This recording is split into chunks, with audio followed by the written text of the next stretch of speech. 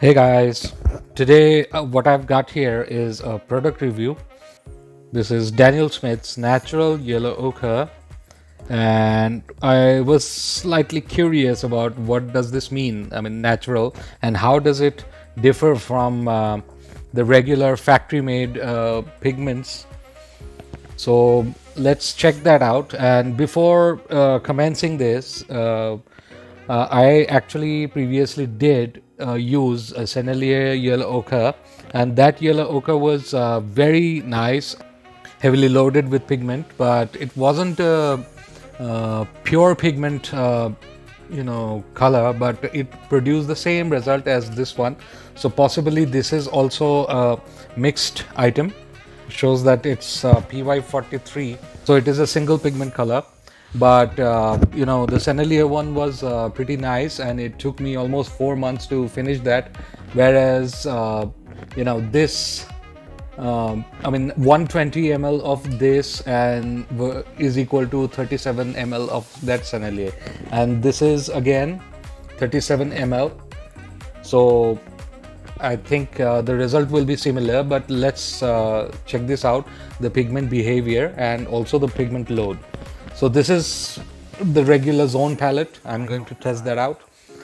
So let's just check the pigment itself. I mean, I have used this color for long time. I mean, over 20 years. So I am aware of its behaviors, etc. And let's see. This feels very heavy compared to that one. This is more oily, and this one is very heavy, much similar to the one that I used for Sennelier, and pigment concentration was much more higher, and it feels the same way here too. So I think it's going to provide better result, and it says that and it says that it is a natural yellow ochre. So and they have another one which is yellow ochre, so that would be something similar to this. And overall I don't see much of a difference. This is slightly more reddish, this is slightly more moving towards green, but there is, I mean, the difference is difficult to notice. So let's just mix this with the white. This is flake white hue. This is what I use for these demo purposes. And let's check that out for this one as well.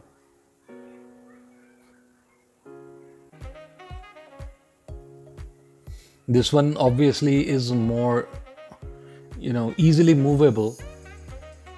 I can see there is a difference because this looks much more purer than this one. So it could be that this is a mixed one, whereas this is a genuine pigment, and it says so.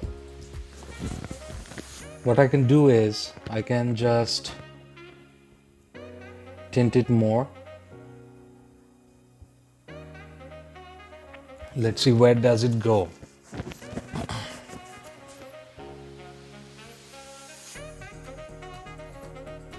This is slightly bit more reddish, I think. Pigment behavior is more or less similar, just that this is slightly more heavy, so probably this has got more pigment. I'm just keeping the values of both the colors similar so that it's easier to compare. Now we can have a closer look. I've adjusted the camera a little. Now what I can say is that there isn't much difference, except for this looks a bit reddish. This is slightly more yellowish. So if that is a huge differentiator, I don't know. And one thing I can tell you, that a 20 ml of this tube will run very fast the way I use the paint, and this will take a lot longer to finish. Now we can use the same paint here with some red, and it would be interesting to see what sort of muted orange. It doesn't look actually very muted even with zone palette, because this is a very bright red and this is still a yellow. Even with appearance there isn't much difference. when we are using the brushes. So the behavior is similar. This is the amount that I'm going to use, maybe just a little. I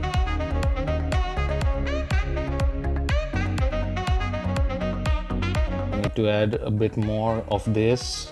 You can see that this is much more pigmented, because the amount that I took, it shifted it very quickly because there was too much red. Now the value is similar, but you can see that this is covering up more compared to this one. This still has some areas that are not filled, and I can see the palette. And I'm going to use the same paint to make a zone palette green. You can see that it's already gone. Maybe I can just put a little bit more. This is Camlin, Indian brand, and it's made for artists, but at a cost that you cannot imagine. This 20 ml tube costs around 100 rupees, so which is nothing actually, whereas this one is costing me around 500 rupees, 5 to 6, somewhere in between that. This is more pigmented, it's covering more areas efficiently. I'm using softer brushes so that it's easier to understand. We are going to use a very little amount of black to make it green. Otherwise, yellow ochre is not that powerful. It's a good covering color, but still it produces a nice green. Maybe just a little bit of black.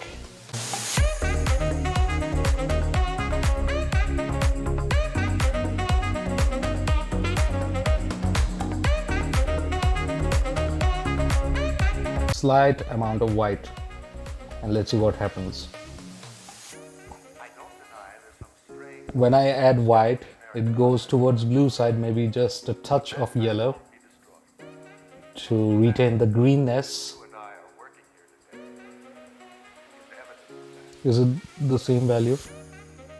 Yes, it is. Okay, there is another test that I'm going to run, is that how far this pigment goes if I spread it like this. Obviously I can see that it's going too far now. This is where it ends. It's still not over, but it's going. It's out of the frame actually. Now I have to see how far does this go with almost similar amount of pigment. Obviously you can see that it's oilier. It's good. It's spreading nicely. So both are out of frame, and it's strange that this is costing 1/5 of this one and still producing a good result, whereas only thing that I think it's because it's more oily and maybe slightly less pigmented than this one, it's showing some deficiency, slight amount of deficiency in the covering areas. Whereas this one is covering like completely, very satisfactorily. So if if the cost is your consideration, or cost is the main factor, then you can buy a pigment like this, a Camlin, readily available everywhere. Whereas this one, if you want a more powerful pigment, then you can buy something like this, like Daniel Smith, and it's a very good quality, maybe very high quality paint that I have used so far. And considering I have used Winsor & Newton as well as Sennelier, all of these, and this one is something that I like. Their cobalt teal, their titanium white is one of my most basic whites, because it doesn't yellow at all. Whereas I've seen the tendencies in other titanium whites to yellow, and then you have to put those under the sun. But this is a nice result, and I can see that what is happening. Overall performance wise, this is behaving just a little bit better than this one. Definitely this has more pigment to it compared to this one. You can see that it's fumbling here, but whereas this one is moving with grace. So you can use this one very easily, but if you think that the cost is going to be the deciding factor, you can buy this one as well and use this for special occasions, special purposes. And if you have any queries, then let me know in the comment section below. And do remember to check out my Instagram and Facebook, as well as my website www.kaustavandfineart.com for more paintings. I thank you for your time. Take care.